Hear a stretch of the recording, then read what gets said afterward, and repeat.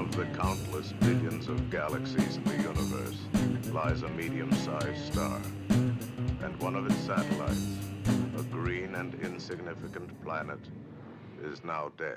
Hey everybody, this is Caleb here. I wanted to start this episode with a little apology. I've been saying some weird stuff at the beginning of each episode. I thought Eric was editing it out, so that was supposed to be just little inside jokes for Eric, and I have no idea what I said, but I'm sure some of it was highly offensive, so I apologize for any of that you heard. Anyways, let's get on with the show. Welcome to Verse the World with Matt and Caleb. I'm Matt. And I'm Caleb. This week we're going to be talking about a big one, abortion. We've been kind of nervous to get into this topic this early on the show, but we had a guest who was really interested in discussing it, and we kind of decided that we'd rather just hit while we had somebody really passionate about it. So that's what we'll be talking about today. But to begin, Matt, what's something interesting that happened this week? Well, it's more like last week, but just to keep it light, E3 went on. Oh. So I'm not really going to talk specifically about anything at E3, but one thing I did notice is that loot boxes are just becoming like they weren't really, it was like last year it was all loot boxes and people were starting to get pissed off, and it seems like the industry is sort of taking a little bit of a note from people. Yeah. Not all of them, but I've just noticed, like, ever since, you know, I've been talking about protesting and how I don't know that it actually works, and how, you know, I think protesting should be a good thing, but a lot of times it's bad. But in the gaming industry, you know, there's been a lot of like boycotts going on with games and stuff, and the biggest one I can think of was Battlefront 2. Because even I didn't get that game just because of all the stuff I was hearing about it with loot boxes and stuff, and I really wanted to. Like, I really liked the first game. And then, I mean, that was where you saw a direct response where like a bunch of gamers were like, hey, we don't dig this, and that the developer actually listened and like changed the game. Well, so it's kind of an optimistic, like, that is one area I've seen that's kind of optimistic, where it's like boycotts are working. They are there is like a little bit of notice of people sort of protesting bad things they don't want to see in gaming, and it seems like there's been a little bit of a drop in the idea of loot boxes and microtransactions and stuff. Yeah. Which I'm not completely against microtransactions. Like, I'm okay with like the cosmetic stuff, you know, like skins and all that. That's fine. Like, if people want to spend it on that. But there is that whole, you know, pay to win kind of thing that, you know, I think most people are against. So anyway, I just want anything that directly like changes your ability in the game, I think is the problem that people really have. And it does seem to be like a taboo this year, and I wonder how much of that is pushback from the audience and how much is lawmakers started like looking into whether it was legal or not.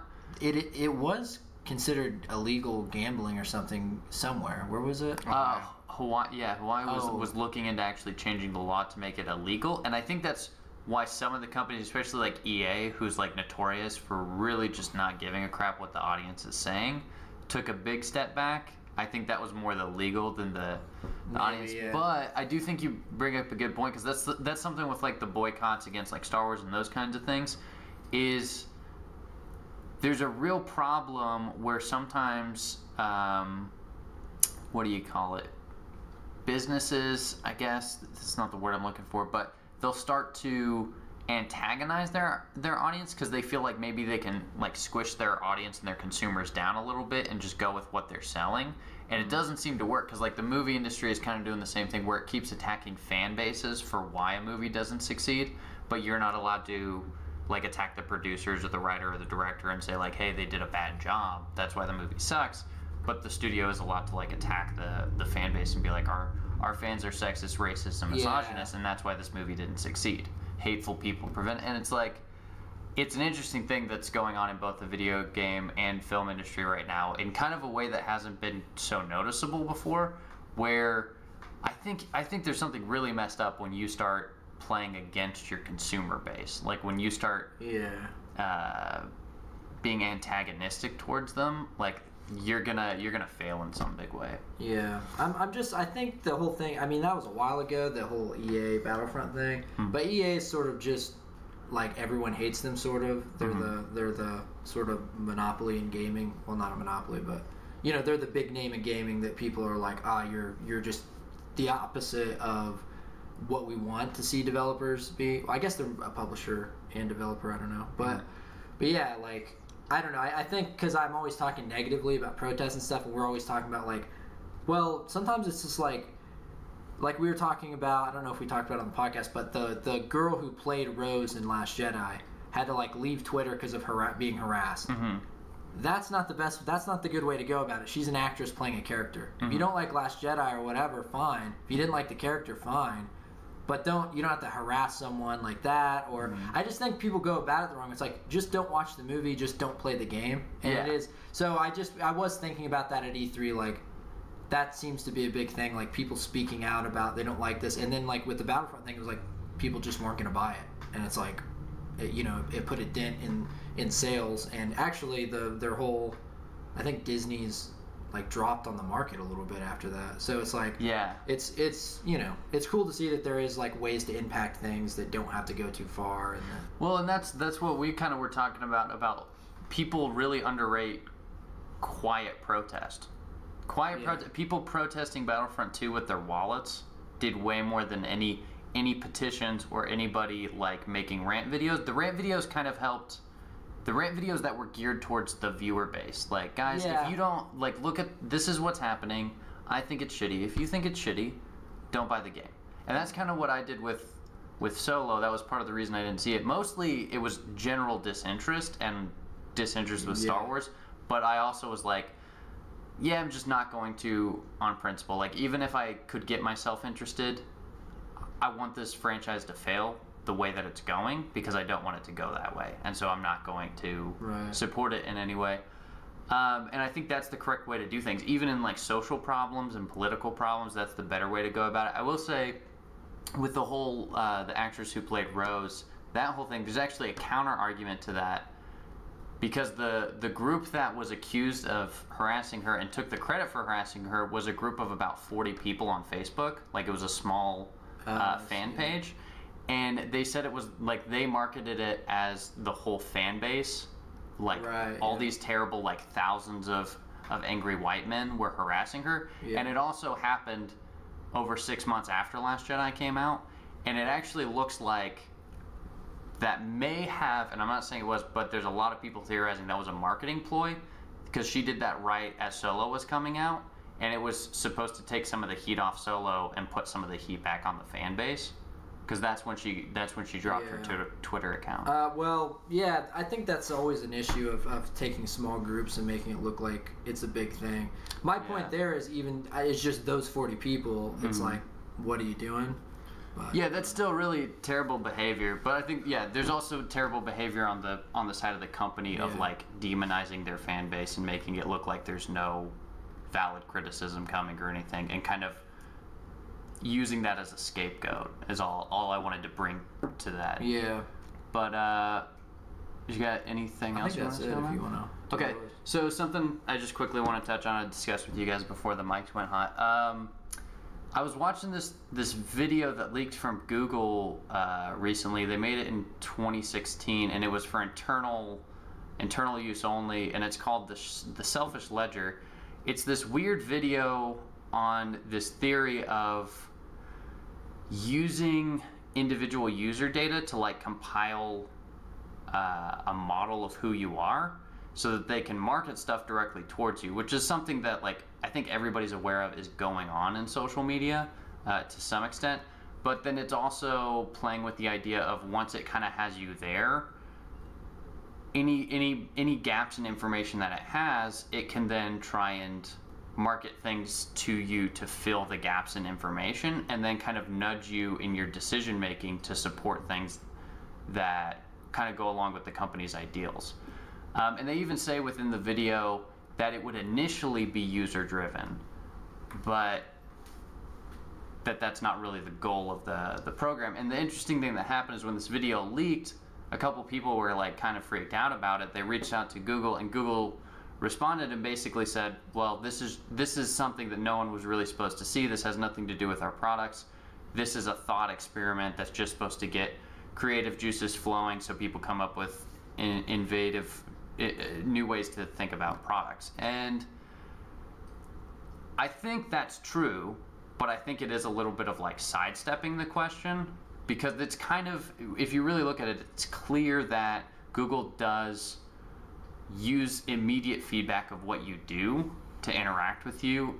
We were talking about, not only did the like ads you click on then start showing up on other web pages, but it's to the point now where the ads you scroll past, but you kind of stop and hover for a minute and go, oh, that looks kind of neat, and then go on. All of a sudden, those start showing up everywhere else. Or even like on Facebook, the people that you stop and read their posts, like you didn't like it, you didn't interact with it, but you scrolled past it and you stayed on it, those ones you start to get more, you start to see more of their posts on your feed, and maybe less of the people that you always kind of scroll past, which I thought is just really weird that you can measure this in your own life. Like, it's that geared towards you already. I mean, it's that whole thing where they showed, people doing sort of, I mean, they're not like scientific, but just YouTube videos of people experimenting with it, where, I mean, the one I saw was a couple, they didn't own a dog or anything like that, but they just basically had their phone there and just were like talking about dog food a lot. Mm-hmm. And then they just all were getting a bunch of ads about dog food. It's like they don't even own a dog. Like there's no, they just picked something that was completely out of their wheelhouse, and it shows up. Now that's not scientifically done, so you don't really know. That could be faked or whatever, but it's so believable is the thing. Yeah. You don't question it like, someone's bullshit, someone's trying to pull your leg. It's like, it's just so believable that and it's like it's creeped in very, very efficiently and slowly, where it's off-putting when you see it, and then you kind of just go, oh, okay, and keep scrolling. Like, and then there's the other people. There's kind of this argument of like the red pillars and the blue pillars, and it's like, oh, we're all blue pillars who just like kind of keep using our accounts and stuff and aren't aware of it. And then if you're a red pillar, like you're aware of it and you're kind of like, hey, you got to watch out. Like, do you see how much they're manipulating your data and that kind of stuff? And I think that's a discussion that probably needs to be had more. Maybe we'll even do a video on it on the show. It is really disturbing to me because it's like, it's not a problem now, but when your feed and the information that you're receiving is so easily manipulated to suit you, and then to suit what they want you to kind of think and do and purchase and that kind of a thing, it's like how much further in the future would it be to the point where they're assessing you and you're in a criminal database before you've committed any crime, because they're like, this behavior points towards he will eventually commit a criminal act. Yeah. Like that kind of thought policing and stuff. And people, I think there's a fair argument to say I'm making like a big logical leap, but to me it really does seem like, oh, we're already walking down that path. Like it's a ways down there, but we're gonna start mapping humans out, and trying to predict behavior. And I think that's a little dangerous, and I don't think it's something we can just like, cut out and get rid of, but it's really going to change society moving forwards. And that is something that causes me like, maybe not like fear, but trepidation, where I'm like, that's not appealing. I mean, just for the sake of mentioning, because I don't know when else I would mention it, I do have one conspiracy of my own, a personal thing that happened was, and I don't know how this could possibly happen. But specifically Snapchat, I think, mutual friend of ours on Snapchat, she always has, like, she's one of those hippie type people that always has those hanging things on the walls. Tapestries? Mm-hmm. I've never talked about it, never had a discussion with anything, but I was watching several Snapchats, and that's the only link I can possibly think of. And on my Facebook, I keep getting ads for Tapestry stuff. The same type, like the same things. And I'm really like, is Google like looking at what I'm even, like who I'm paying attention to on Snapchat? I don't know. I said, it's a conspiracy theory, but it really freaked me out because I'm like, I didn't even have a conversation with anyone about this. I wasn't like, because I was thinking about it, because I looked at her Snapchat and I was like, well, I have so much wall space, and I need to get some shit on the walls maybe to make it look better. So, I don't know. Yeah, well, I've seen people memeing that a lot. Like, I was just thinking about this, and then Alexa like gave me an ad for this thing, and I only even thought about it. And it is a little concerning because it's like, that's what we can measurably see. You know, if it's already measurably happening, like in our internet interactions, how far have they already like workshopped the idea? Like, if we're already interacting with it, in our products, like how far have they thought it through and already have the technology working? Like, is it observing what you're watching, your friend Snapchats, and it's assessing data points in there, and then if you're watching that, then they're like, okay, common thread, let's try and sell them a Tapestry. Yeah, it's weird. I mean, did you see the thing too? There's also all the Alexa stuff, and what are the three main ones? Where you can play Skyrim on Alexa? Well, no, but you know, there's Alexa. Is Alexa the Google one or? Alexa's Amazon? Or is that Amazon? Yeah. Yeah. It's okay, Amazon. and then what's the Google one? Siri? No, that's Apple. Google Home. Google Home or something. That's the. Well, I don't know which one it was where there was.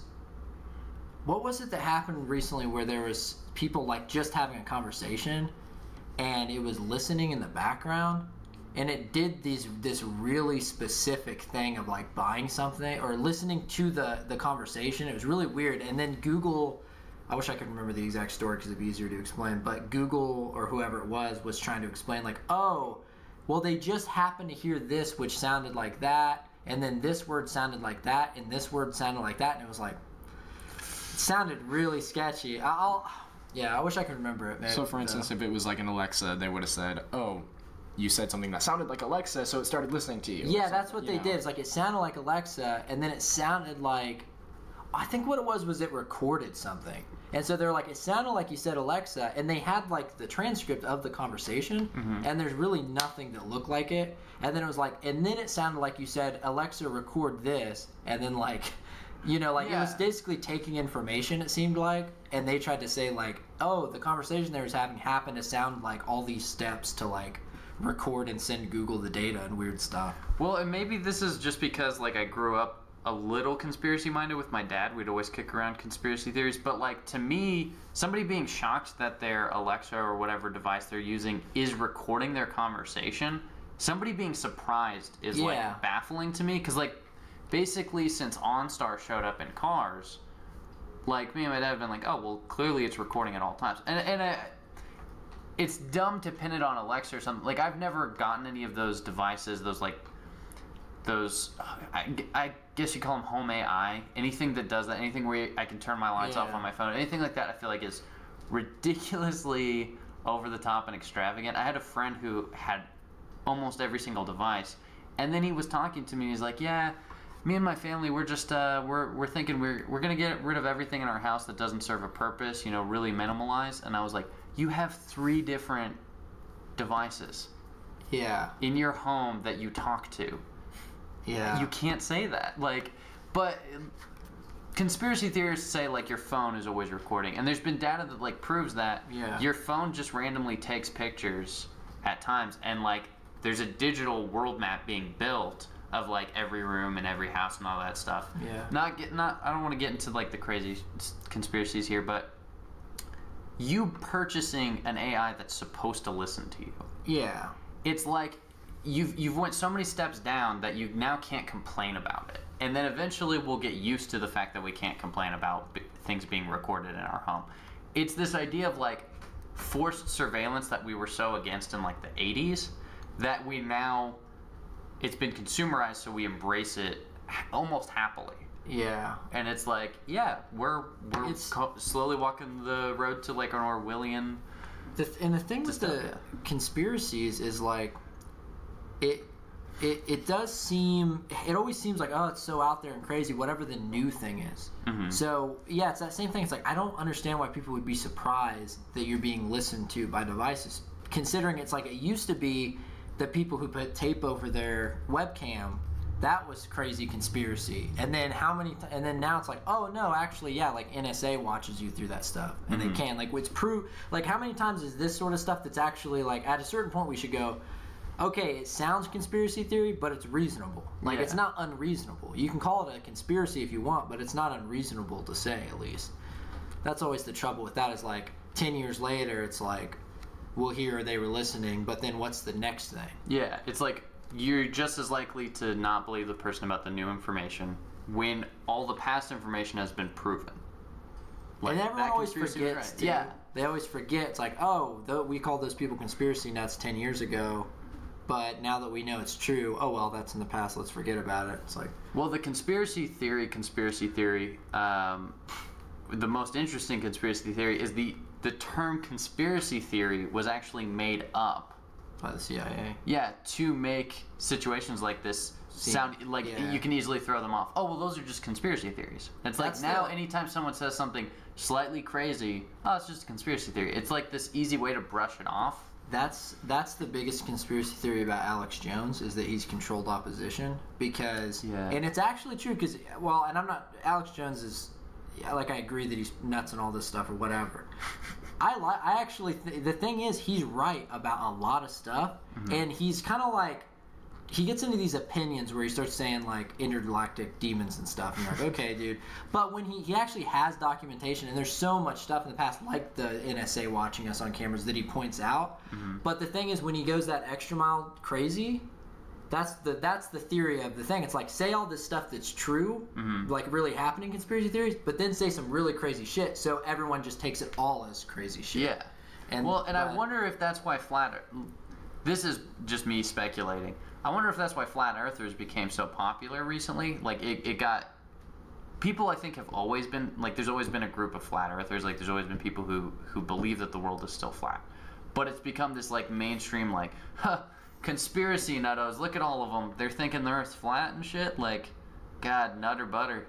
And I think it's a way of like, reinforcing that conspiracy theory people are crazy. Don't listen to them. Yeah. And then lump all conspiracy theories together. And then don't listen to those either. Yeah, exactly. Well, I think that's a good segue to get into the biggest conspiracy theory of all time. Our baby's dying. Anyways, let's introduce our guest for the episode. With us today is Jacob Behrens, a good friend of mine, an ex-roommate. He's a semi-professional wrestler.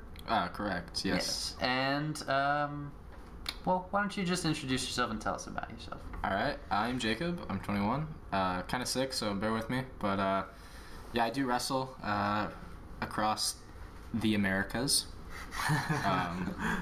Just anywhere I can get a good gig, you know. Which group do you wrestle for?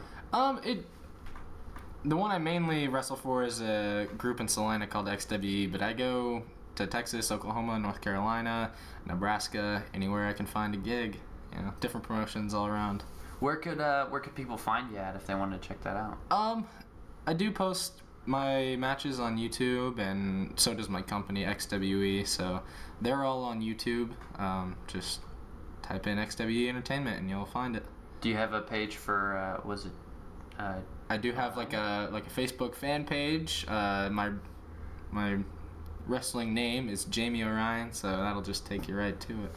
Alrighty, awesome. So, Jamie, if that is your real name, what conspiracy theories? Oh my god! What is it that you wanted to talk about today? I came on to talk about my views on abortion, which would be 98% pro-life. 2% of babies should be aborted. No, and that's a question I get asked often. Is well, I mean, you know, the marginal case of rape and incest, or that the mother will die through the birthing process. I think that with, you know, great disdain, it should be able to happen. Okay, so let's start with your kind of like an overall view. Like, what's your general view on abortion? Well, I think killing babies is bad. So that's kind of my views. But a lot of people want to start like, when is it considered a baby? Mm-hmm. And you know, you can take that anywhere from, you know, within the first 4 weeks, it's beating blood from its own heart, which might just be a different blood type than the mother's. So it's completely their own blood. They have fingernails, they have eyes, they have, their organs are starting to develop, and their bone marrow is already halfway through their developing process. So it's just like, where do you draw the line at where it's a human being? Mm-hmm. And some people take it as far as sentience is what makes it a human being. Mm-hmm. And you can almost lump the two things together, where some people say, well, its heartbeat isn't pumping on its own. It has a, it's being helped out by the carrier, but you could take that instance and throw it towards a instance of somebody who's on a pacemaker. If it's okay to kill the baby that is having an assisted heartbeat, is it okay to kill the man that's having the assisted heartbeat? Or they say, children, in the womb, they're almost brain dead, again, it's being helped, but people in a coma, they have no real, they only have potential sentience, because are they going to wake up or are they not? But a fetus also has potential sentience, so because whether or not you whether or not you consider it a baby or a potential baby, you have to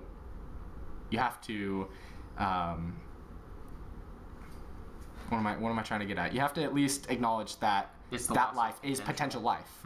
Yeah. So is that where you'd say like it's potential life? That's from what point? Like, is it conception? I believe that it is life when. I would say that things like a morning after pill, those prevent the fertilization of the egg. Yeah. And that I don't exactly think is like an abortion, because it hasn't been fertilized yet to even become a human. But once that those cells start forming into that human baby, I'd give it like a week. The morning after pill can only it's a contraception. As soon as the fertilization is done and that baby is starting to grow, a morning after pill is not going to do anything. Yeah, and I've tried to make that point a lot. I've realized there's a lot of people who think the morning after pill is an abortion pill, and I think it's because, I don't know if it's still available or what, but I know like years ago there are such things as abortion pills. It's like there's it's already, egg is met sperm, and it's already happening, and it's an abortion pill, and those are legal, I think, I don't know nowadays. But they're legal in Europe, at least. Yeah, you can find herbal remedies that'll just mush up that baby, and you'll piss it out. But the morning after pill it is the pill. It's the same. It's the same. It's thing. You might as well have gotten a condom or birth control. And I think that's really important, because there are a lot of pro-life people who maybe don't know that, or they just assume that it's an abortion pill. It's contraceptive. So if you think that's an abortion pill, then so is using a condom is just as bad, is the same thing. You're just not allowing sperm to meet egg. And just for clarity, you don't come from, or do you come from at all of a religious standpoint, or is this like a moral? No, this is more of a moral. Like a lot of people, I was forced to go to church, and you know what? I believe that there's something out there, but like faith without doubt is foolish. I think I haven't figured it out yet. Like I think that religion is a crazy concept. Like, and it kind of is, but so is like the Big Bang Theory and evolution and all. Like I don't know what I believe yet. Yeah, I still go to church every once in a while, but I'm not sold on anything. I guess I would consider myself an agnostic, I guess, because we did a whole podcast on religion, and that's pretty much the same. I try to understand it, and I really do love religion, because it does conform to a lot of the moralistic standpoints that I have. I think that it shouldn't be like the book that you have to revolve your life around, but I think it has a lot of great points and a lot of moralistic, like it's the book. You shouldn't live your life around the book, but it has a lot of great points on morality. Yeah.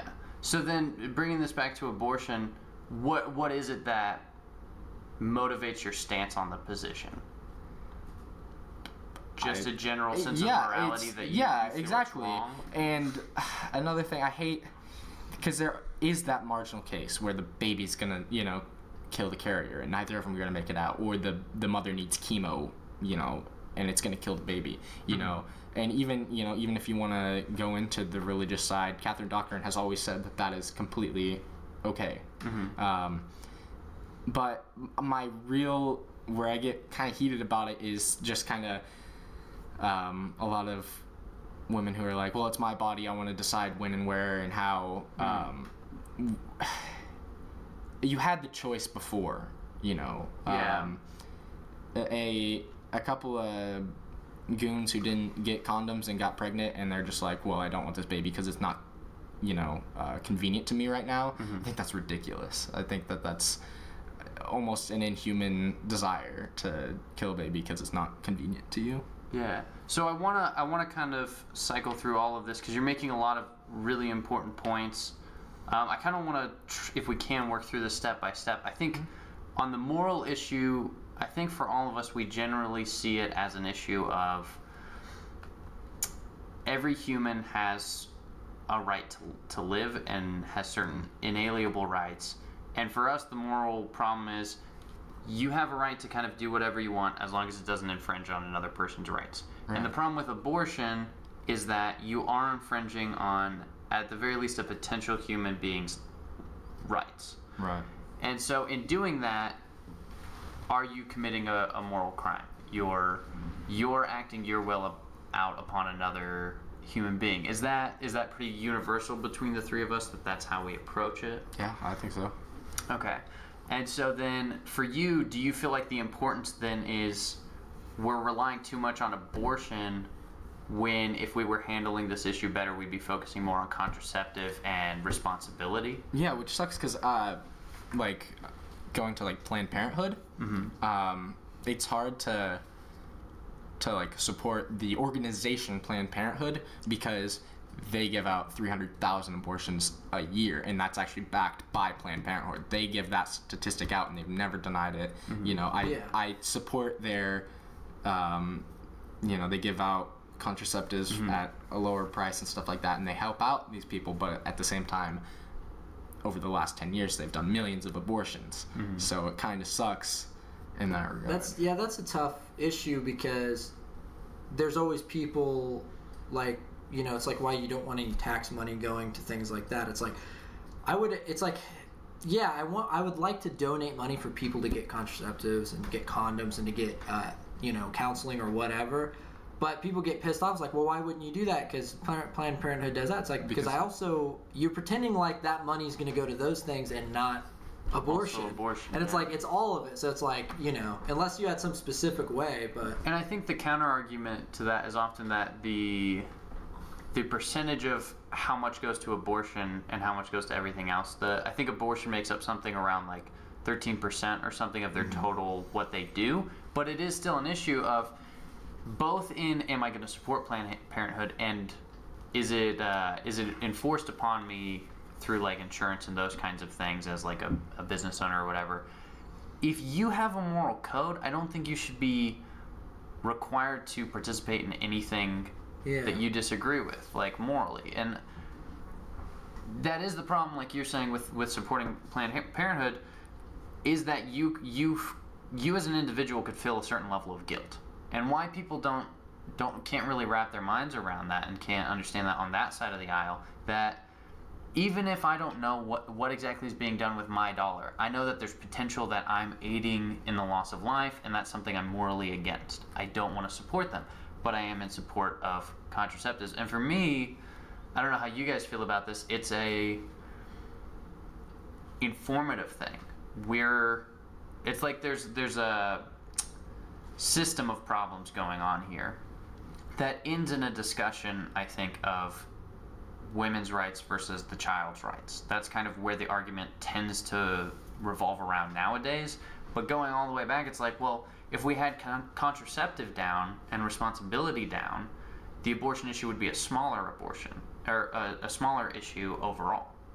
And it's like, to me, that's where the adjustment needs to be made, like supporting groups that are informing on contraceptives, people who are, for me, if there was an organization that did not provide abortion but provided contraceptives, provided information on contraceptives, helps people get them at a lower cost, that would be the group that I'd be supporting. Yeah.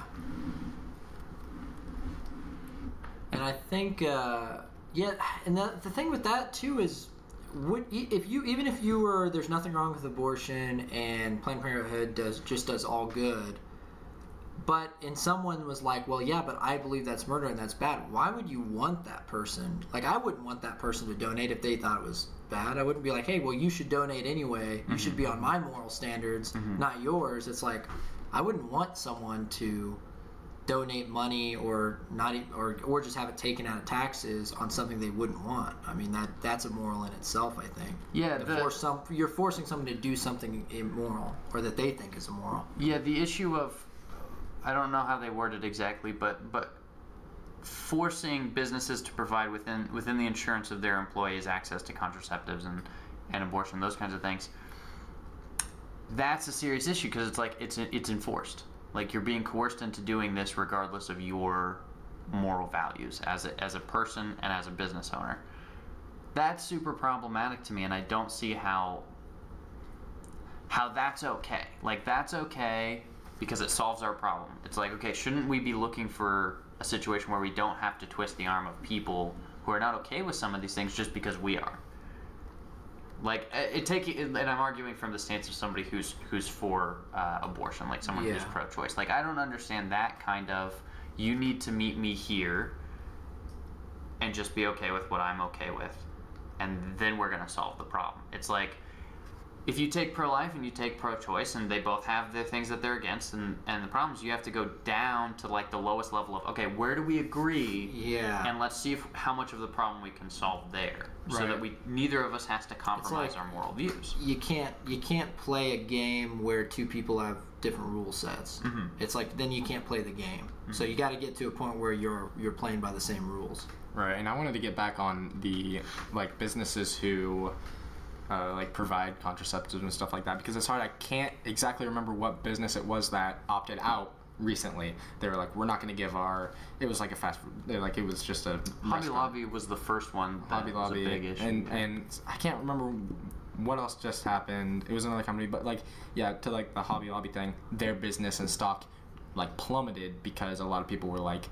that's messed up, you know, in their standpoint, that's messed up. Or like the whole Chick-fil-A thing, like 7 years back, with they like openly were like, we don't like gay people, basically. Yeah. And it's just like, it's hard to like speak your mind and you know, give the world your opinions, and like, yeah, like with Hobby Lobby, like taking those contraceptives away, because then your business is screwed for the next while. Like my brother's gay, and my mom's just like really on the left side, and they're like, we're never going back to Chick-fil-A, we're not gonna speak to Hobby Lobby. Mm-hmm. And it's like, all right, well, you know, you like, they're losing a lot of business because they're opening their, you know, their minds about it.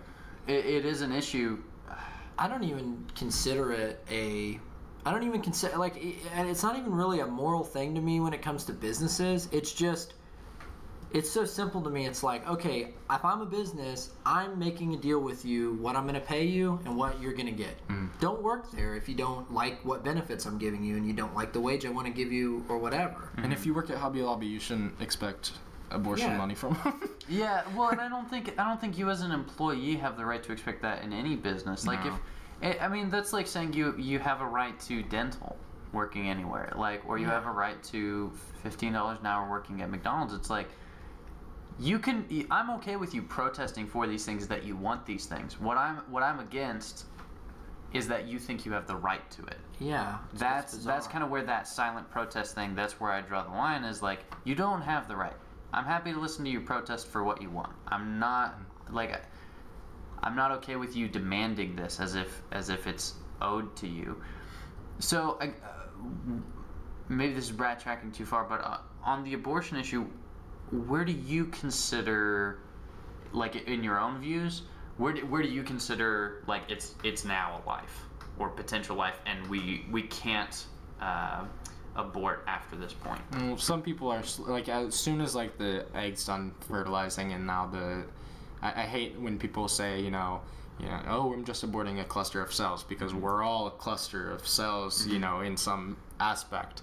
But as soon as the fertilization process is done and that baby's now like within the first week, like that's like, basically as soon as that pill doesn't work, you know, it's a baby. You can't stop the fertilization process because it's already done. Yeah, see, I think for me, and this is where we were hoping, and we're still hoping to get more opinions on this, because I know, like, religiously there's people who are against, like, you have to even be careful with the sperm and stuff, like you're not supposed to waste it and those kinds of things. All kinds of different views on the table, but I think the thing that's hopefully we should be able to sit down and like agree on is you shouldn't be able to kill it. Like, right. And I think, people maybe lean one way or the other, but my view is, contraceptives that prevent it from making contact with the wall, right, so that it can't start to develop properly. I think that's fine. Exactly. Morning after pill, I agree. I agree with you. I think once the cells start dividing, it's fertilized. Once it's a fertilized embryo, yeah, I think at that point it's like, okay, this is a human being or a potential human being. It's a potential human being at this point, and I think to abort it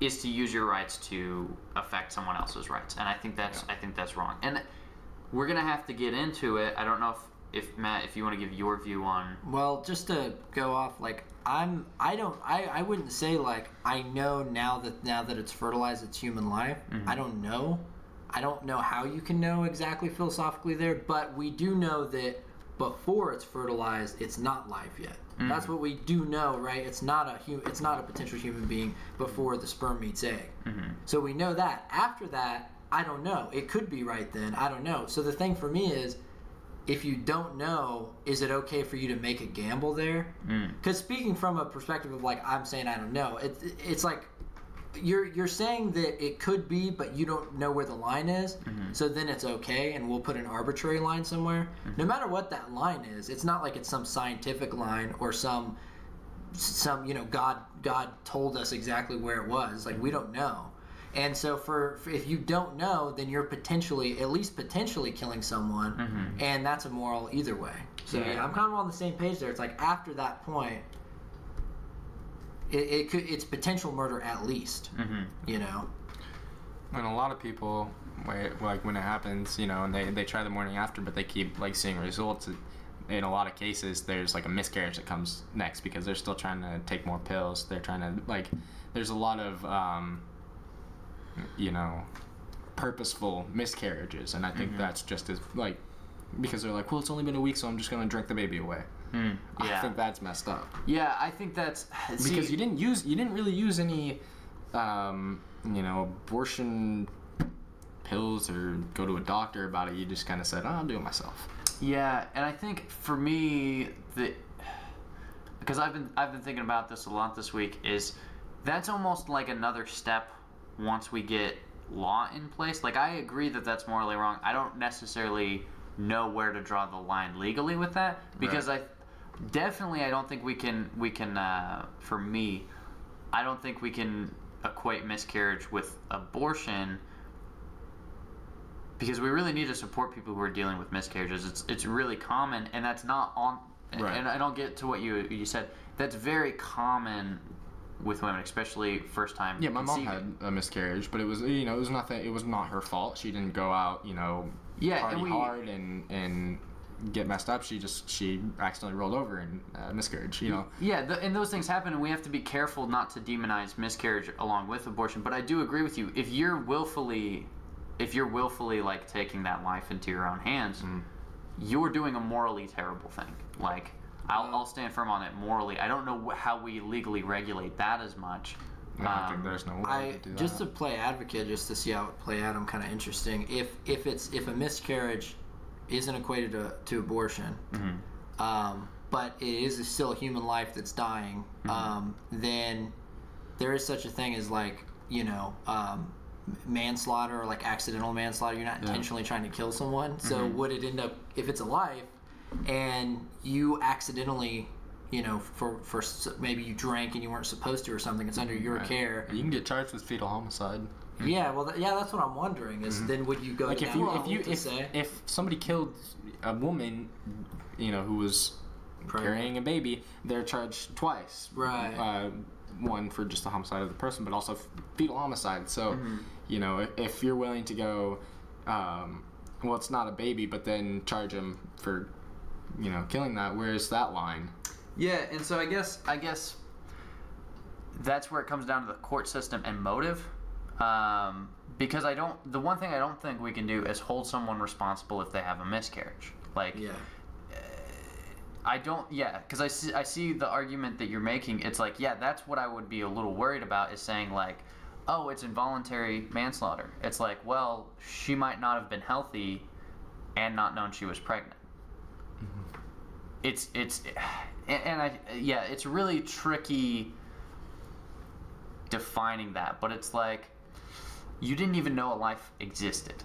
Right. In most cases, the marginal case is actually the purposeful, miscarriages. A lot of it's like 1 in 10 women will miscarriage in their life. Like it's kind of a big deal, but in 99% of cases, oh crap, they rolled over while they were sleeping and suffocated the baby, and that they should not be held accountable for that at all, because you might have to go through a legal process where they have to down the stairs, it's just like I don't think they should either, but it's just because they're gonna live with that guilt for the rest of their life. On an accident. And just to be clear, I don't think they should, but I'm just playing it out like, to be philosophically consistent there. If someone falls asleep while they're driving and runs someone over, they didn't do that intentionally. They're going to live with the guilt the rest of their life.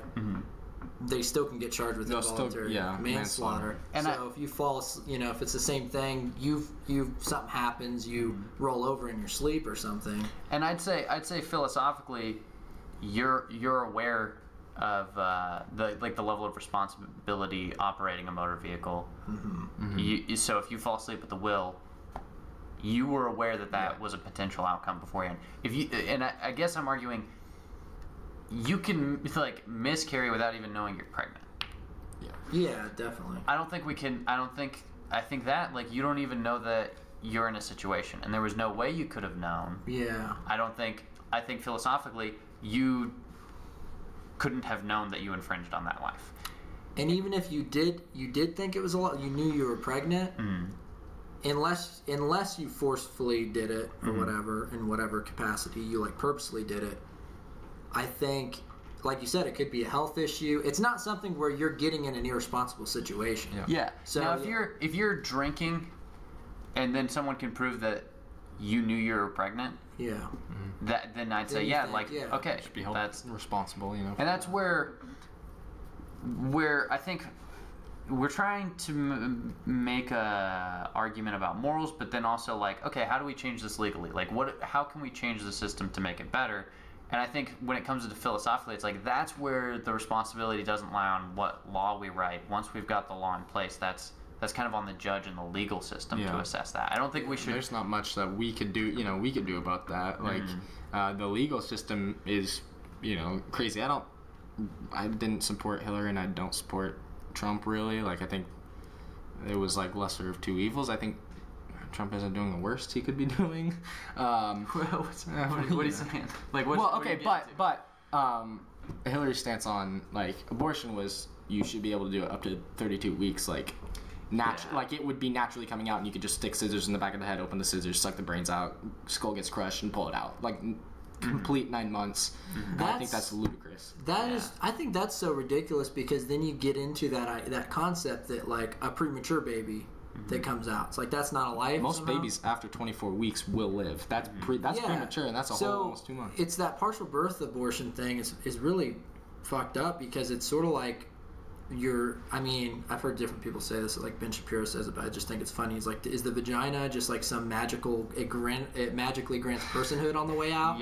Is it the special tunnel, that just grants you life? All of a sudden you're a human now? It's no, it's weird. C-sections, it's such a bizarre topic. I think partial birth abortion is something that, well, even a lot of people who are liberal and do support abortions, I think most of them are against that.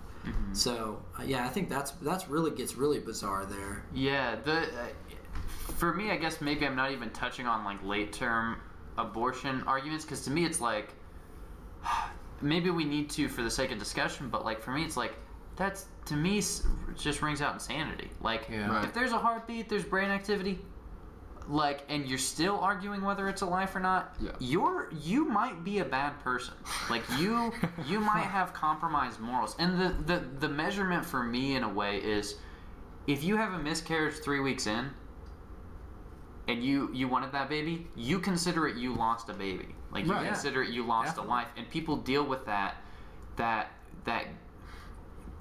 mourn the loss of that life. But and we support the people who are grieving when we don't go, hey, it was a cluster of cells. Yeah, get over it. Yeah. Absolutely. Like that would be considered so fucked up to say to somebody. Well, but we make the same argument when we don't want it. And it's right. like that. Yeah. Clearly, you're bending your own moral values to suit your desires. Yeah, there's a double narrative because in my mind, all abortion is, bad. Mm-hmm. Of course, I kind of take the marginal case. I still do think it's bad, but there's necessity for it. Mm-hmm. But all abortion is bad. It's just people will take the 3-week abortion where, when it comes out, it is just goop at that point. But it's randomly okay, or it's randomly not okay when it's, fully formed. Because, back in the 70s, I can't remember his name, but there was a guy who performed 50,000 illegal abortions, and he would do it at that late term, and it's he would just have babies lined up on a table that were 24 weeks or ahead because it's illegal. It was illegal to get third trimester abortion, so people would just come to him. He's one of the craziest serial killers out there. But why is that not okay? But the 3-week is, you gotta. It's more disturbing that way, and we get that, but it's still all in the same light. Well, I hope that someone listening might be getting enraged at the fact that you said they're immoral for thinking that, because maybe we could get a guest on. Because I'd love to hear someone, because maybe I don't know what the arguments are for partial birth. It does seem crazy to me, but maybe there's some good arguments. I'd be interested to hear what they are. So even just comment on Facebook or something, I'd be interested to hear about it. At that point, a lot of my argument is at that point it's out. There are adoption. I know that doesn't always work out, but at that point it's out. Well, then we should touch on this side of the argument. Is people would say a lot of people who are pro-life don't care about the baby after birth. That's a big pro-choice argument. Is everybody's all moral and good until the baby, and now what are we going to do with the baby? So where do you guys stand on that part of the issue? Well, if it's truly an unwanted baby, abortion, or not abortion, adoption, foster care, I think that's because of course you should care about the baby, after it's born, and unfortunately there is things they don't think they can do it because they're in poverty. But so many people who were raised in poverty grew up to have a great life. You shouldn't be I can't afford this baby, because if you really try, you probably can. And I think there's a little bit of fault to that argument of, well, I can't take care of this baby, it's gonna have a bad life, it's better this way. Yeah, you're right. Every life, to an extent, is a bad life. Everybody suffers. To use that argument is kind of this nihilistic view of, well, it's not gonna ever experience anything good. Yeah, maybe for the first part of their life, but they're gonna grow up, find someone they love. Well, potentially. You're taking the potential away for them to be happy. Yeah, you're determining that their life's gonna be miserable, terrible, and awful, and you kind of play God in that situation and say no. You kind of decide whether or not that baby is going to have that life, because a lot of people grow up in poverty that have loving families, and it doesn't matter. I wasn't raised in the richest of families, but I still had we struggled a lot, but I'm here. I have I'm out of the house. I have my own job. I have a girlfriend. Yeah. I wasn't in extreme poverty by any means, but, everybody struggles. So to take that potential, just because you struggle for a little while doesn't mean things aren't going to get good. What's your view on this? Well, it's not the best analogy, but it just makes me think, if someone went out and bought a yacht that they couldn't afford, they got a loan from the bank, would anyone, and they're like, I just can't afford it, and would everyone go, well, he can't afford it, so I guess just burn it, blow it up? I guess just, or I was just going to say, well, I guess you don't have to pay for it because you can't afford it. And it's no, you'd be well, that guy's he shouldn't have bought the yacht. And now you're just trying to get out of the dumb thing you did. And there's something there where it's not the best comparison, but you still see that thing of like, you made the mistake, you're gonna have like now and sometimes it's not a mistake. They could have bought the yacht, and financially down the road, oh crap, I shouldn't have bought that yacht. Yeah. But I actually kind of like that analogy because you bought the yacht, and can you really afford it? No. But guess what? You're gonna have fun with that yacht. You're gonna have there's potential to have fun with that yacht, and that like you're gonna that yacht's gonna have yachts don't have feelings, but like you know what I'm saying. Like I don't know anyone who's ever. I don't know what the statistics are, but just from people I talk to, most of everyone I know was a mistake. So it's sort of like, I've never heard of anyone go with their 8-year-old child like, well, I still wish that didn't happen back then. It's like, that's sort of that's emotional appeal. We're getting into anecdotal views, but well, it is. I mean, I'm one of 9, and I think 2 were planned. Yeah. Like, you didn't... It's very infrequent that you plan a baby, but also everybody I know who's grown up in foster care, TRICARE, unfortunate people whose parents were not the best, and so they got taken out of the home. Yeah. All those people I know who are my age, some of them are still dealing with trauma, some of them are even dealing with PTSD of being in those environments. But every one of them I've talked to has told me that they're still happy that they're alive. And I mean, everybody has depressing moments where they might be like, I literally wish I'd never been born. Even the good moments don't make up for the bad moments I'm feeling right now. But generally, everybody's life ends up having some good moments that make life worth living, and I don't think anybody has the right to determine that a life is unwanted. Yeah. Yeah. I wanted to say I just went to my cousin's wedding a couple days ago actually, and his life is actually like his mom died when he was like 2, and my uncle is now in prison because he's done every drug on the planet and beat the shit out of him. But I just watched my cousin get married, and it was like the happiest moment. Like, I've never seen him like that happy because he kind of grew up like, shit, my mom died and my dad beats the fuck out of me, and they lived in a trailer park, and it was just bad times. But he just got married the other week, and like it was like a really special moment. Like, so I guess so we can move on to the next issue quickly. I think my views on the issue are,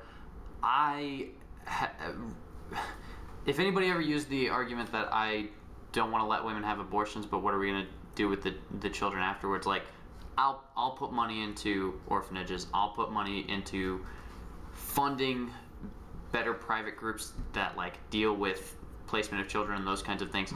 I think it's an unfair argument. I don't personally know anybody who's ever said that they're against abortion but don't care about helping kids out and don't care about taking care of the kids after. I think it seems in my eyes to be one of the kind of straw man-y arguments of you just throw that out there without knowing whether the person feels that way or not. But anyways, your view on it? Of what exactly? The argument of like what to do with the child afterward. Oh, okay. And do you still like? Does that change your view of abortion at all? Like, what are we going to do with the kid after? I think maybe it's talked about so much that it's just like adoption. I don't understand why adoption isn't, like, even when we were talking about it a minute ago, I can't raise the kid or whatever, then adoption. I don't understand why abortion is always the paramount alternative. Well, I'll say the cousin that I just went to go to his wedding, his sister, my other cousin, she grew up in that same, like, she got hit, lived in that kind of stuff, but she just got put, in a foster home, and she just got picked up, and she's sad because she does still, there's part of them that, they miss their parents even if they were kind of shitty, but it's like, it took her years to get picked up. And I think that's where it's like sometimes it's really hard. And sometimes there's horror stories and foster care can be pretty bad. Yeah. So that's. But I'm also for making foster care better and making adoption better. I'm for fixing multiple problems. I'm not just a crusader out against abortion. Yeah. Right. I think maybe the next issue, and this is one where we might disagree on, is there ever caveats for abortion?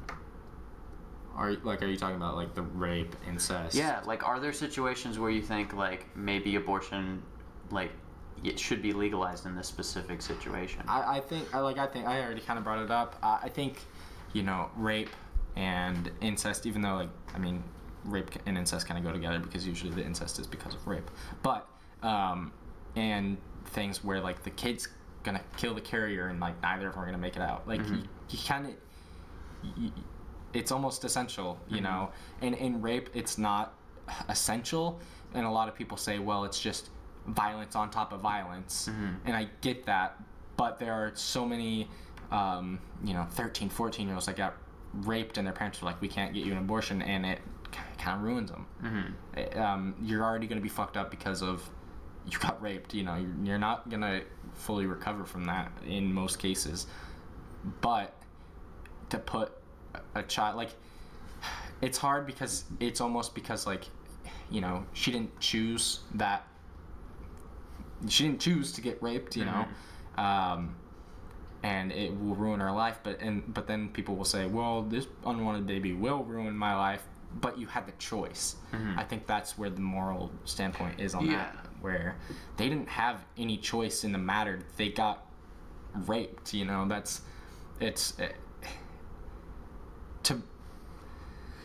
To take that option away of going back and living the most normal life you can, I think it's essential to be able to, in that case, give them that option. So then you would say I would say those should be abortion, caveats. Or rape, and rape, incest, and the issue of the chemo, or just problems during the birthing process where it's just gonna kill them both. And I do also think that because there's a lot of cases where the carrier will make it, the carrier won't make it, but the baby will.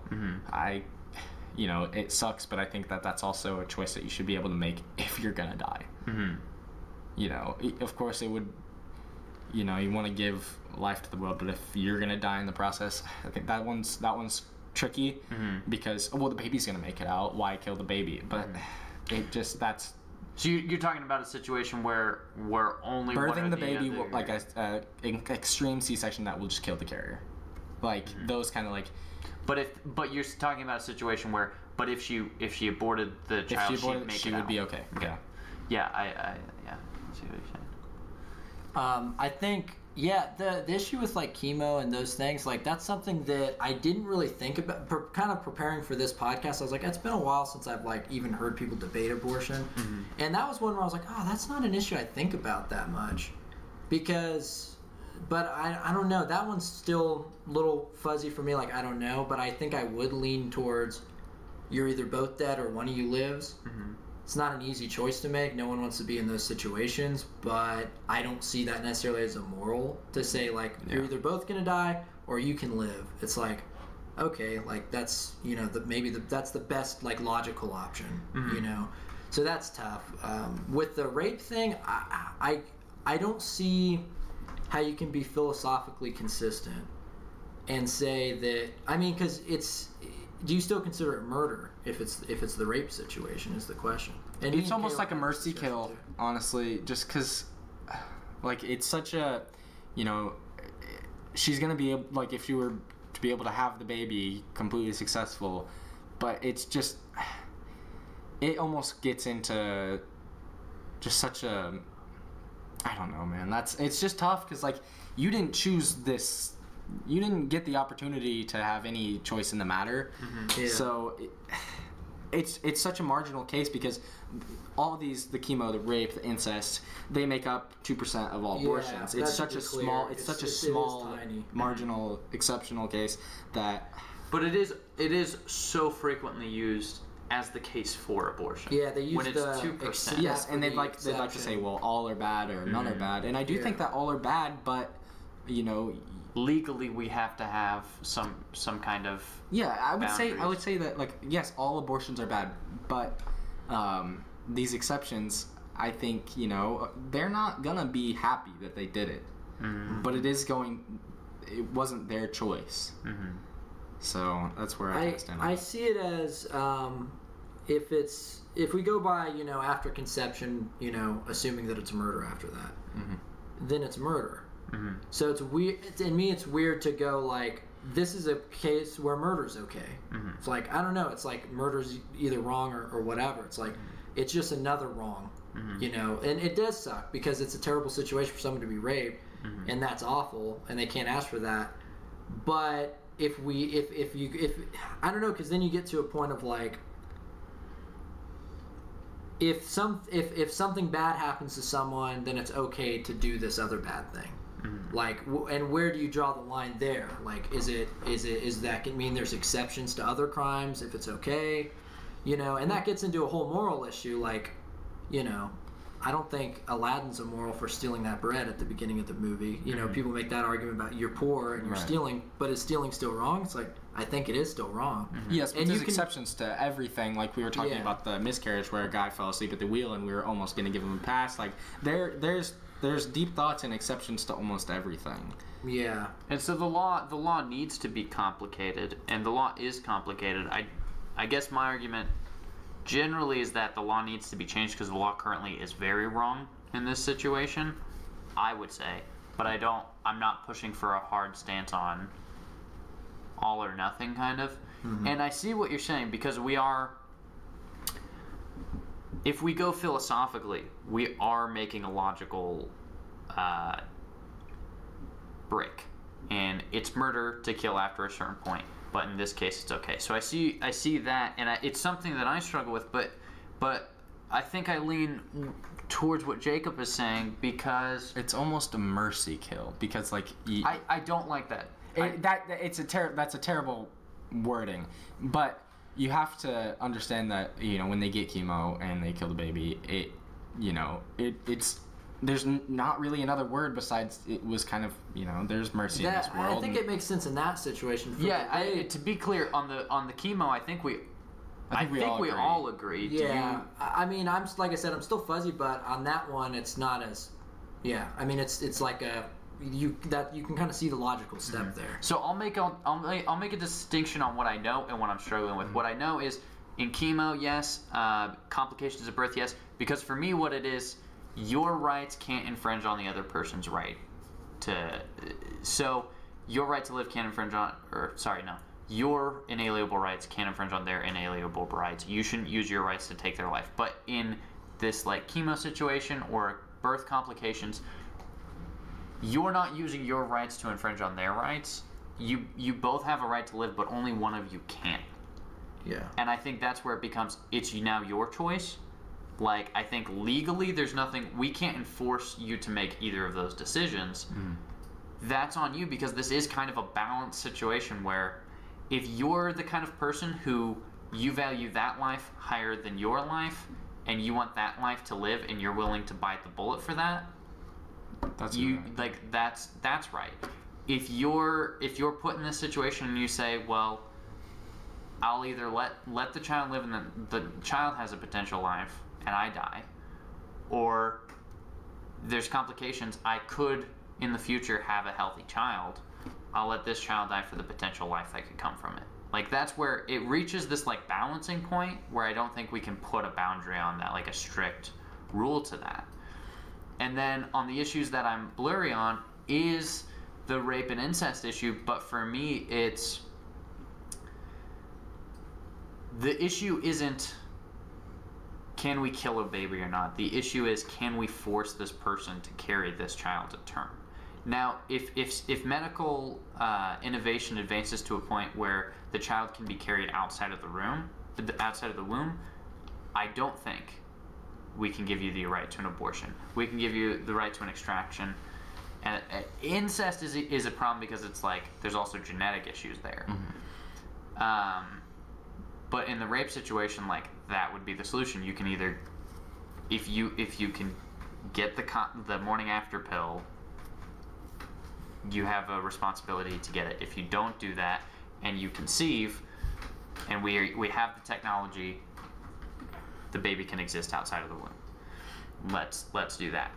But in the situation where it can't, I don't know how we can enforce the person to carry that baby to term. Then why doesn't that go across? Then wouldn't you have to be consistent and say, okay, so aside from the rape situation, why would you enforce anyone to carry the baby? Because you have the responsibility, like you have the responsibility, and you made a decision, and now you have to carry it out. In the rape situation, you did not make the decision to have sex. You did not roll the dice to see whether you would conceive or not. That was forced upon you. So I don't know that I can then, I think it's a crime for me to then also force carrying the baby to term.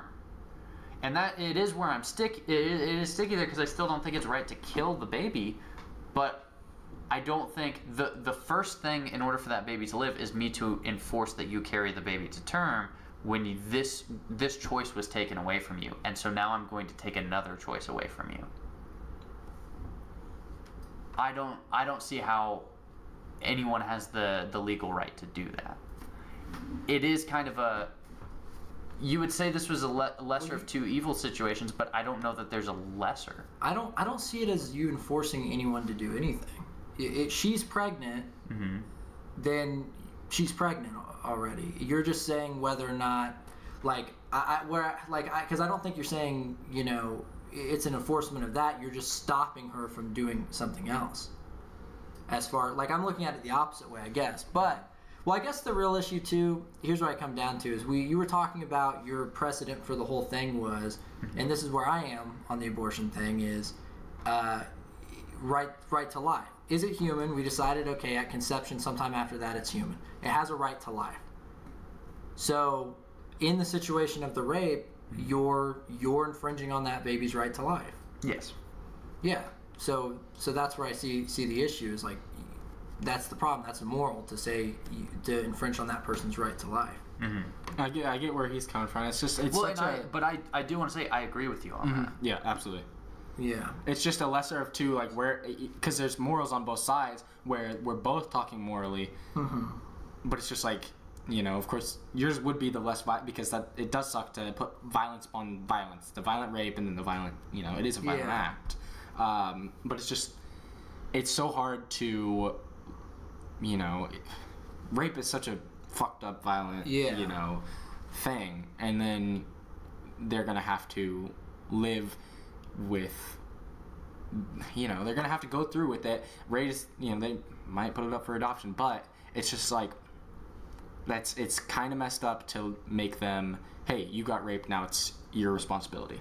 Yeah, because for me the thing is, with the argument we're both using of not infringing on someone else's rights, yes, that person is infringing on the baby's right, but their rights were infringed on them. And we're enforcing a 9-month rape.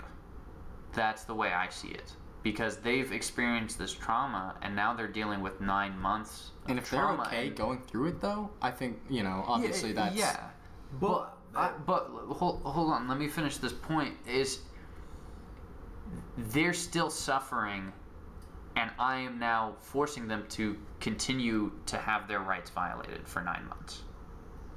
Like, the rights are already being violated. That's why it's a problem for me. That's why I have a problem saying that the person has to carry to term. Even though the baby has a right to life, this person's rights were already taken away. It's not a person who has their rights and is then taking away the baby's rights, which is what's happening in all the other cases. This person's rights were taken away first. And that person's a victim, and I feel a responsibility to that person first. It's hard for me to like morally balance the two issues, but this is the first cause, the first issue, the first loss of rights. I don't know how I can say you now, like, in order to save this person's rights, your rights have to continue to be infringed on. I think in that case I'm doing something criminal. Yeah, the pregnancy was a product of an infringement. So whose infringement is more important? You're seeing the baby as a continuation of the rape. Well, it is. So it overshadows any other evil doing, but any other infringements of rights after that. Well, it's. I get what I'm saying is rights are infringed on anyway in this situation. This is the most contrived situation that we can deal with. There's not really anything else that's even comparable. It's really tough. It's the toughest point to it. So I don't know that there's a right answer, and I'm not saying that my answer is right. But the way I deal with it is, like the rights are already being infringed upon, and rights will continue to be infringed upon no matter what. But the rights will continue to be infringed upon for like 9 more months. Yeah. In order for that baby to have its rights. Yeah, I just don't. It's weird to say so the baby doesn't have rights. I mean, every individual has rights. So you're saying that this individual baby, the baby didn't ask for it either. Yeah. Like the baby didn't ask to be born or whatever. So it has individual. I guess maybe I'm looking because there's a lot of elements to it that are complicated, and I'm looking at it in sort of a black and white way of like, yes, this whoever woman's rights were infringed when she was raped. Now there's another individual that has rights.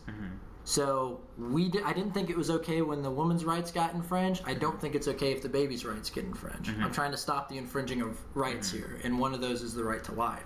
So that's how I look at it. Is But I see what you're saying. And I think that's actually a really interesting argument that I'll have to think a lot about. But I think I still am. Maybe I'm looking at it in too basic of a way. But. And I think the difference of our opinion is you're seeing it as another case of infringement of rights to take the baby's life. And the way I'm seeing it is, how do we stop the infringement of rights? Now. Yeah. The infringement stops. At the cost. At the cost of infringing, and then it's over. Yeah. But what happens if we don't is the infringement continues. And that's why it's a hard... It is like... I think it's maybe the pinnacle problem that there's no solution to in this problem. Because neither of our answers, I think, are right. Neither of them solves the problem. Yeah. For me, it's a time thing. It's the infringement of rights need to stop now. If you want that abortion, you have the right, because... the rights are being infringed upon. Yes, we lose that individual. But I don't. The place I don't get there is it's like you're saying that that's not an individual, and it doesn't have rights yet. No, it is. But if it does, then you're.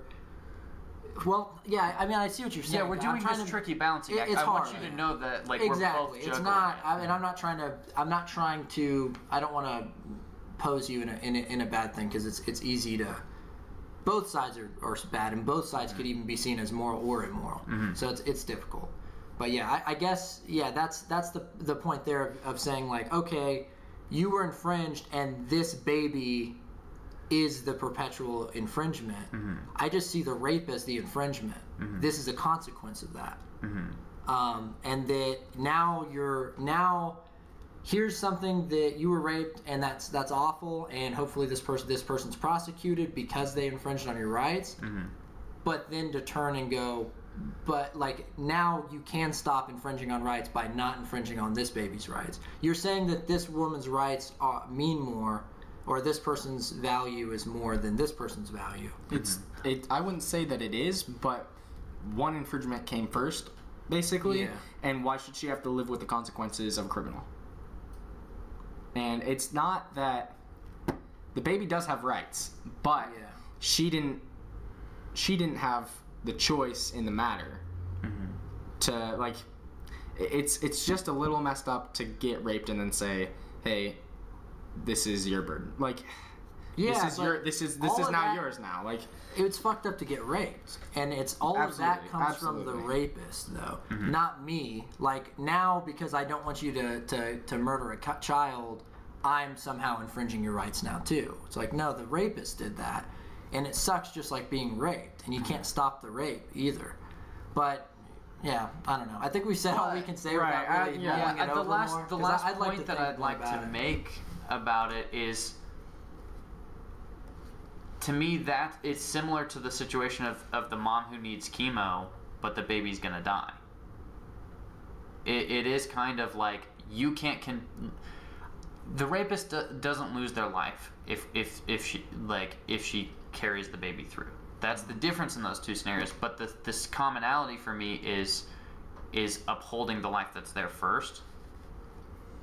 If the other can't be supported, and I know that you're making a very good point about the rape issue. It's just, I do think, and I don't know if you think that it doesn't. It continues to infringe for 9 months. Like, your life is like you have this constant reminder of what occurred. You can't start to process the trauma. And because the trauma is still happening. And you'll possibly, if you can't put it up for adoption, and you can't, give it to someone who will love it, then that infringement will last you. Well, but there's always a solution to that. Yeah. So for me, more solutions come into play the moment the baby's born. Yeah. But we're forcing. I think that's where, if we were lawmakers, we'd be continuing to enforce. You're wanting to support the baby's right, and I think that's right, because mine compromises the baby. Mm-hmm. Like, mine does compromise and takes the baby's life, but it's because I think we're continuing to force this person trauma. And so somehow we've stepped in, like, we are now taking a part in the act.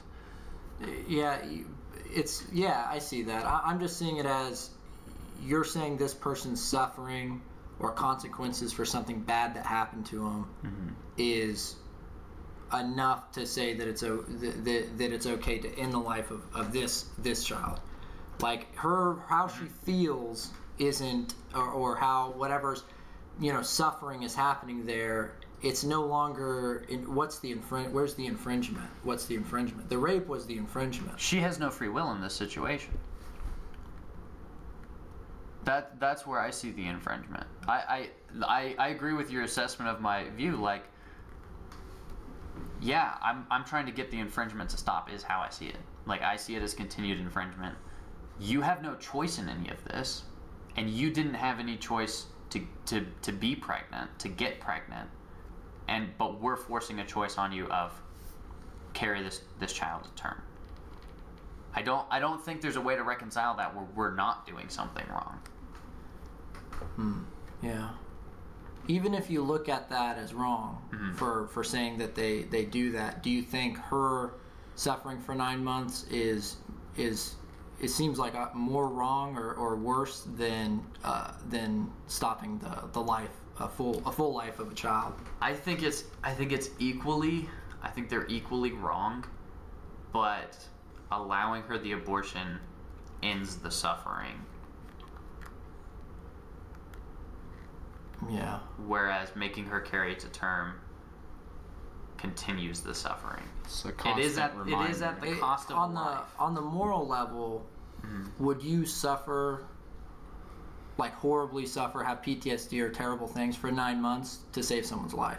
Yes, if I was a woman, I would carry it to term. Right, but you're just saying you don't like. I wouldn't legally force it. Yeah, I don't think I have the right to legally enforce that other people do what I would do in that situation. Yeah. And it is the trickiest bit of this whole argument, which is why we have taken the longest. We have a few more points to hit on this, but I didn't want to rush this. It is the trickiest point, and I think we need to fully express both sides of like the issue, because there isn't an answer here. We can't pin down an answer. Yeah, it'd definitely be a good one to revisit, especially if we have like someone from a counter side on not on this issue, but just the abortion issue generally. Right. Yeah. Yeah, because that's definitely, like, that's really such a tough philosophical thing, and then even makes you wonder, like, making me wonder legally how that goes and everything, so it's definitely something I'm going to have to research more to really think about. So, I think probably going from there, the next point we should hit, I think we need to hit a couple more quickly before we wrap up. My view on contraceptives and where we're at with it is we don't have enough education of, like, what the contraceptives do and what's occurring. And that information not everybody knows, and I think we definitely need to do something to get more information out there. And I also think to make these things more accessible, maybe that's a company who cares about these issues needs to start up to find a way to make the pill at a lower cost, something like that. I definitely am not somebody who thinks the pill should be taken away from women. I think women's ability to not get pregnant is something that they have the right to. I don't think they have the right to take a life. There are some people who disagree that women shouldn't be able to use the pill and those kinds of things. So I want to point that out. And I think the pill should be as easy to get as condoms, which I think right now I was trying to talk to somebody about this. I probably should have actually researched, but I didn't know how to get this information. Is how easy it is to get it. You can go get the pill very easily, but if I understand it right, like you have to go ask for it from the pharmacist. Right. That is something that I do think. I don't know how to get a prescription from your doctor and then get it. I don't think so. Someone was telling me that you don't. Like it's over the counter. Okay, yeah, that'd be. It is over the counter. Yeah, it's like getting like Claritin D or something where it's behind the counter, but you just go ask for it and you can buy one. Yeah. The thing that I would want to change there is I don't know how dangerous the pill is in other situations, so maybe that's the reason that you can't just pick it up. But I think there needs to be some way, whether that's another like not just a drugstore pharmacy, but like a system like Planned Parenthood that doesn't provide a portion where you can go get it without having to talk to somebody and like that's especially for the rape situation, like you've got a limited amount of time to deal with the trauma enough to go out, deal with your panic, your fear, everything you're going through, and your social anxiety, and go pick up the pill. Right. I think we need to find a way to make it as accessible as possible, where you don't have to talk to somebody. Yeah, I think because as a guy, or a system that like you have one beforehand, like an I don't know that or a place, because Planned Parenthood they don't just give it out. You have to buy it, of course, but.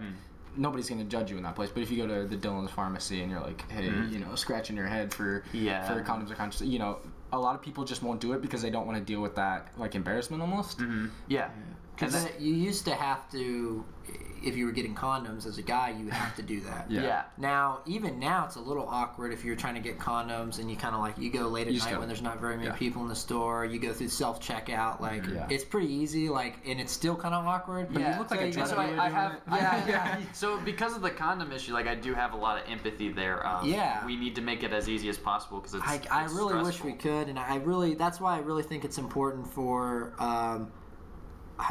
it sounds like I'm pointing fingers or something, but I know there's a lot of like religious people that are, that they do think, like I understand, it's such a tough issue because I know it could be like promoting sex and they're promoting abstinence and all that stuff, but at the end of the day, it's like, people can make their own choices and just, like we wouldn't even have that rape conversation if women were more educated about the morning after pill.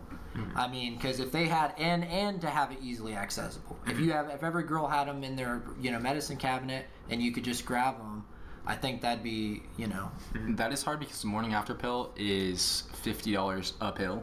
Yeah. Well, they're not as accessible as a condom but they're like they can mark it up because that's something you really need if you Well, and that's what I tried to quickly touch on at the beginning of that is saying like that is an issue too that I think needs to be addressed by a more proactive company. They're not expensive to make them cheaper. But the demand is so high for people who really need it that they're like, well, I can't do this baby right now. It's like it's $50. I get that. But so it's not as easily accessible. But you probably should have got a condom or birth control before. Well, I wonder. And I wonder how much. I think I agree with you, but I do think we need to find a way to make the pill as accessible as a condom. Yeah, because I think that deals with most of the problem, where then the responsibility is more on the person, and then the abortion issue doesn't need to be so much on like business owners and everybody else being involved. It's like, oh well, did you take responsibility into your own hands before this? Well, then you don't have the right to now. Is where the problem goes. And I was mentioning to you, is there that big issue where if a woman wanted to get an abortion, she would know where and how to do it. If she wanted to get the morning after pill, she might not even know what that is. So it's like there's definitely some education issues. And that gets into an area where I don't really know what the arguments are on both sides that are pretty big, because it seems obvious like we should be educating, but I know that's always been a big battle about like sex ed in school, and because I think mostly a lot of times from maybe religious people who are afraid of their kids like oh, if they go to sex ed class, then they'll know what they're doing, or if you give them condoms, then they'll want to have sex. I don't know what the arguments are, but maybe that's another topic. It doesn't solely come from religious people. Just like a parent that's like, well, I don't want my 13-year-old having sex. That's like, true too. You know, because I've been in a sex ed class, and it always starts with sex is great. You know, like, but they also, you know, they inform like, hey, you know, you guys are young, please don't be doing this right now. But when time comes, but they started off with like the benefit, like they do talk about, you know, the sensation and stuff like that. So it almost, sometimes it does promote, but it also informs. So if there was, you know, if there was like like one kind of like, because there are crazy people that teach these sex ed classes that do like go over the top with, you know, informing how great sex is, and that can be almost a form of promoting it. And especially when you go, you know, your first sex ed class is in 5th grade. You know, it's like And I think there would be something to educational reform with like a set, like this is the sex ed curriculum. And this is like how it goes universally in each school. This is how it needs to be taught. Like you start from an early age explaining all of this information, the factual information, and you don't get into the actual like sex talks and like okay, now let's discuss like how to do it healthily and the different like positions and why you should be doing this or that. Because like I took human sexuality in college, and like you go into all of it. You go, okay, well, what happens? Like, what's the problems with doing it anally? Like, what are the physical outcomes of doing that? What is this? What is that? I think that still needs to be there, but it shouldn't be until you're at least like maybe 10th, 11th grade. Like you shouldn't, at least until high school, you shouldn't be having any kind of like sensual or that kind of information being presented at all. Even like, oh, it feels good, like you're gonna enjoy it. Like, it should just be facts. I would like to agree with that, but another factor is kids watch a lot of TV, and they're gonna learn about it much younger just from TV, and not the, you know, they're not gonna get from TV the talks about contraceptives. They're just gonna, you know, get the dirty, gross shit from TV that is very pro-sex, you know, because TV nowadays is worse than it's ever been, you know. It's crazy how I am dating a girl that is in a very religious family, and it's like these kids are like 9, 10, 11, and like they're a religious family, and they're sitting down in front of the TV, and it just sucks because like there's all this shit about sex, and it's like their parents have just kind of, well, it's all around, you know. They'd like to protect their kids from it, but it's so easily accessible from television that it's just like there's nothing you can really do. So I think that the talk should be, you know, late middle school, early high school, where they can really, you know, conceive. Yeah, I think it's because sorry. Well, it's just like there was like 3 kids in my class who had a kid at 14, and it's like, you know, where the fuck did they learn that? You know, like, because at 14, you know, I was like, what, you know, women, what, you know, like watching Yu-Gi-Oh, man. Yeah, exactly. So it's like crazy, like these people are having kids. I was like, I only thought adults can do that, you know, like, so there is a lot. I mean, anomalies are always gonna happen, and I'm not like, I'm just saying I don't think this, like, the school and the education should be discussing that. I'm not saying like let's get it out of all, like let's make a movement to get it out of all information or anything like that. Right. But at least until you're a freshman in high school, I don't think that should be discussed, because it could unintentionally promote. And the important thing is to get the information of safety and protection early. And what I'm actually saying is, then it should come into conversation. Like high school, maybe it's like a certain amount, and then by college, like, everything's open to discussion. I just don't think it should be any time before freshman. Yeah, I guess I'm just like, TV is such a crazy, you know, because that'll promote sex more than almost anything, and you know, there's not really, you know, I know there is like parental guardian on the TV or whatever, but like a lot of like, again, with the religious, like my religious girlfriend's family, like they were just like boobs all over the screen, and I talked to Todd, he's like, I can't really, like, there's nothing I can do. I try, but, you know, oh, let's start this new show. Oh, tits. Like, it's like crazy. It's like, what? Maybe don't be watching that. You know, it was like, it's like, what, you know, and they're so young, you know, well, and I know they're not, this generation is, like, developing really quickly. Like, like the crazy amount of like little kids with like phones and they just know about everything. Like, and why are people dating, like not seriously dating, but like always having like a boyfriend or girlfriend or whatever at these young ages? Like, they're gonna figure it out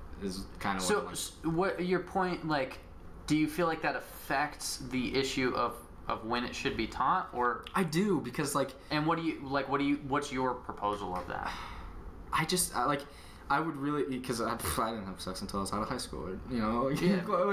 like I was blissfully unaware of any desire to really follow that. And you really didn't get hot until you were 19. Hell yeah. That's when I noticed you. But it's just like,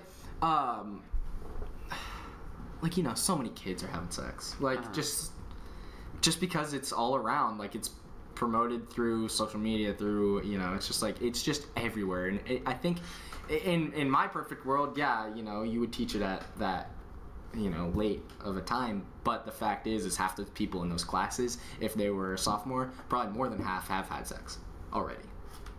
So what would you want changed in my proposal? I would probably teach it in middle school, you know, like the dangers of sex, and the you know, you wouldn't have to get into any anal stuff like you did in college until like a much later. Well, but that's what I'm saying. I'm just talking like, contraceptives should be, like, you should know about them before you hit high school. That's what I'm saying. Okay. I'm saying the contraceptives, the safety, all of that information should be presented. What is it? When do they start? 5th grade? Yeah, like 5th grade. Yeah, that's the discussions you're having from 5th grade through middle school. You're talking about the crazy stuff. You shouldn't be saying anything about, like, how does it feel? Is it nice? Right, like, absolutely. Nothing. It should be cold and calculated, but you're getting all the information you need. Mm-hmm. And then, like, freshman class, then you can start, like, discussing with your students about, like the benefits of sex and the pleasures of sex, those kinds of things. The warning should come first. Okay. As soon as it could be a problem like that, it should be presented. I thought you were talking about contraceptives, like, early to late, like, to mid high school. No, I'm saying contraceptives from the get-go, and full information about it. Keep anything about sex being good or anything like that out of it until maybe freshman year, because they're going to be doing it anyways, and you might as well tell them how to, like, do it in a way where they're not going to hurt each other. Okay, we're on the same page with them. Yeah, I think as far as it being young and all that, if it promoting it, it's like, I'd rather have 5 kids. What? Sorry, I just thought of a little rhyme that I should not say. I'd rather have 5 kids that are all practicing safe sex than 2 kids that aren't. You know, like, so if it promoted more, but at least they know what's up. I don't really care, but the real important thing there that we haven't really touched on is, like, parents need to be doing it, not the schools. I never got the sex talk, but that was probably because I was a fat little kid who never had a chance.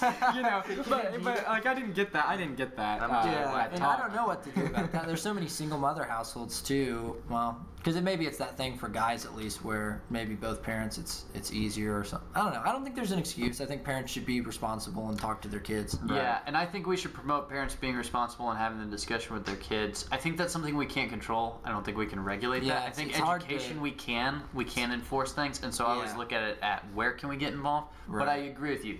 It should be on the parents. My parents didn't tell me. It shouldn't be solely on the parents. I knew, I guess. And they kind of explained the like gross stuff about it, but they didn't really have the talk with me, and none of my siblings did. So I'm growing up with, you know, I have a family group of all these people who are getting into college age now, and we're all quickly trying to figure everything out as fast as we can. Yeah. I learned pretty much everything I know about sex from porn, and luckily I was just a proactive little shit who was like, okay, at some point I'm going to be doing this, and start typing away like how does this work? How does that work? Like what's safe sex? Like how like I taught myself it. But most kids aren't going to be looking into the like, ooh, I should be concerned about this now. How do I be responsible? Yeah, and I think a lot of parents, like my parents, like they came to me at like 14. They're like, hey, now we should have that talk. I was like, Mom, I've known, like I know, like it's just like maybe start out a little younger. But like a lot of people, you know, they don't get the talk from their parents, and that's definitely something that should like happen. Yeah, it also, like, if you're uncomfortable talking to your kids about it, or you think it might promote unhealthy behavior, the alternative is you're stinting your child, where they're not going to know what's going on, and they're they're going to be questioning, and they might not see you as somebody they can turn to talk about. Every kid a fleshlight and say, figure it out. Oh my God. I think we have a solution. Mandatory flashlights at age 12? What? Or just imagine Jacob like in like a hearing with all these people, and he just like at Congress. Puts it on the table and just like, and everyone just stands up and cheers. Like, world peace, you know, like. Okay, so is there any other adjunct issues with the abortion issue that you guys want to hit on before we start wrapping up? It's kind of a good little abortion 101 intro thing. It definitely seems like we'll have to have another episode sometime. And it's such a good, not good topic, but it's a topic that needs to be discussed thoroughly, and it's one that often people don't feel like they can discuss in great detail. Yeah. Also, we really would, like, if you're pro-choice, we're really wanting to understand the other side of the argument and the good points on that side, because we typically only hear the crappy points on that side. Yeah. So if you disagree with us at all, leave a comment. We'd love to have you on and discuss this whole topic again and in great detail and hear your views on it. Even if you don't, maybe you'd be too nervous to come on the show, or you don't know very well, like, leave a comment on Facebook, and maybe we can at least read it and sort of respond to it or something. And try to, if you want to inform us, we're happy to. Anything you say to us, we're happy to read. We're always looking to expand our views on. Yeah, like as informative as this has been, it's kind of just three guys jerking off about pro-life. So like. Yeah. So it would be nice to never did. It would not. Figurative. It would be something to have a pro-choice person on to get both sides of the spectrum. Yeah, definitely. The one thing I'll say that Matt always says when me and Matt talk about abortion is nobody's actually pro-abortion.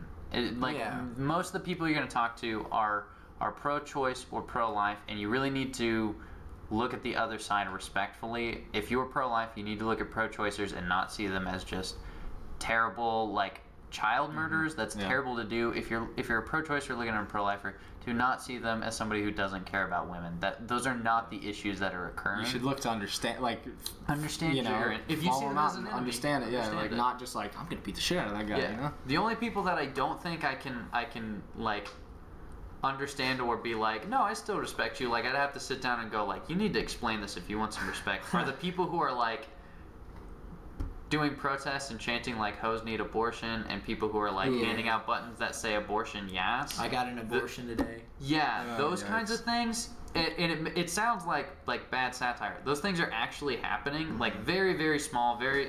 So I'm not saying that those are what pro-choicers are like, but there's a few pro-abortion people, and those people scare me. And there's extremists on both sides that are just as bad, People yeah, who are fuck you because you got an abortion. Like, you shouldn't.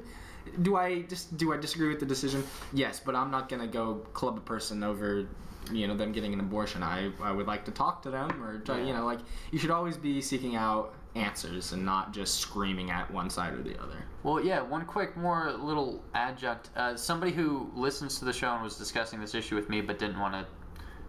I don't think he wanted to discuss it on the show. He said somebody he knows works, I believe, in a prison, and they process people as they come in. And this individual processed the man who shot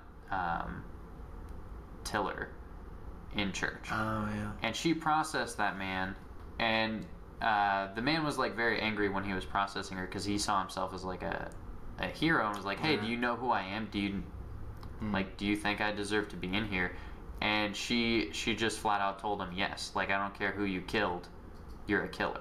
Yeah. And that is the issue. Like, anybody's wrongs do not justify you being bad to somebody else. That person is not right in having murdered a murderer. Yeah, I always thought about that too. And I do understand the argument on the other side of that being like Assassin's Creed or something, kill one, save 1,000. Yeah. So I understand that. But that person, but I do see it as like maybe not the best way, because I don't know that if someone's going to get an abortion, it's not like, Tiller, that was my guy, I guess I'm going to have this baby. Like, I think, well, I just mean I don't know that actually stopped any more abortions, but I do think that, like, it was the wrong way to represent pro-life by killing someone, Yeah, that That was definitely vengeance, not justice. Yeah. But, all right, Jacob. Yeah. Anything else you'd like to say to the listeners before we wrap this up? Don't say no. Fuck you. No, I don't. I think I've said most of everything I needed to say. Alrighty, well, thank you again so much for coming on the show. You can check him out, Jamie O'Ryan, on Facebook. Facebook, YouTube, Instagram. Yeah, I do my Instagram a lot. Follow me on there. Yeah, support him. He's actually he's a really good wrestler. We'll put links and stuff too. To your stuff, so you can just probably, if you're watching on YouTube, you can click some. If anywhere else, it'll be in the description. So. All right, let's wrap this up. Let's do it real quick. Matt, what are you reading? What are you doing? This is gonna turn into. I've been watching so many documentaries. It's just gonna be Matt's documentary hour. I watched a really good another Hulu documentary about Big Brother magazine, which was like a really balls to the wall skate magazine in the '90s that I wasn't allowed to read, like no one was allowed to. Actually, they made it illegal. You had to be 18, like it was a porn mag. But anyway, the point is that all the Jackass guys sort of came out of that magazine, and if you're into like skateboarding or Jackass or stunts or just jean shorts, the 90s, then really I really would recommend it. It's a really great documentary, and just because I have to talk about it because it was so cool. I've never saw this video, but Johnny Knoxville, he started he would test self-defense stuff on himself, so he'd taser himself and stuff. And one thing he did, it's so nuts to watch, is he actually put a bulletproof vest on and shot himself in the stomach. And I'm telling you, it's like they don't cut it at all. It's like a 2-minute full clip. They had to go out because I'm guessing they're in California or something. I don't know where they went, but they had to go somewhere where no one would hear gunshots. And he just has the thing on, his vest on. He puts his shirt over it. He draws a circle on there, on the shirt of where the best place to shoot was, so that he didn't end up internally hurting himself. Which I guess he was going to do anyway. But the two guys one guy was supposed to film, one guy was supposed to take stills, photos, and both of them bitched out. They're like, what are we doing, man? You're going to kill yourself. This is dumb. So his one crazy friend who was there, he's like, I'll film. So you get this really crappy cinematography, but you hear the two guys in the background just going, let's get out of here, Pete. Let's go. What are we doing, man? And then Johnny Knoxville's over there, and it's a revolver, and he messes something up to where he starts it on the chamber after where the bullet's at. So he's it's like Russian roulette. He's sitting there, this 2-minute clip of him agonizingly pulling the trigger and it clicks, pulling the trigger and it clicks. But it's one of the best videos I've seen. And then finally he shoots himself and falls on the ground, and it's great. Anyway, I had to say it because that was the best moment to me in the documentary. So if you're into all that stuff, it's definitely worth checking out. It's called Dumb, the story of Big Brother the magazine on Hulu. So.